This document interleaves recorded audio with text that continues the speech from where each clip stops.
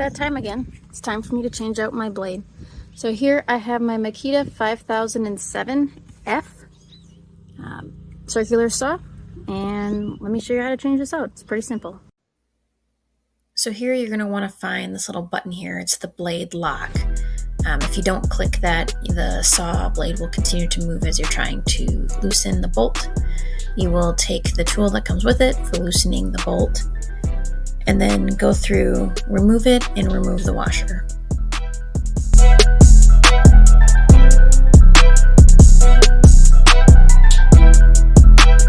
Next step here is just to remove the blade. I find it easier to hold back the little guard, and then I place my new one in, making sure the teeth go in the upward direction.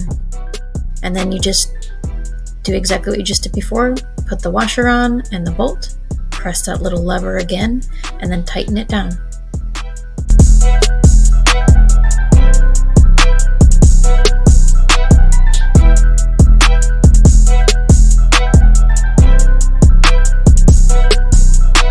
Once again, thanks for watching.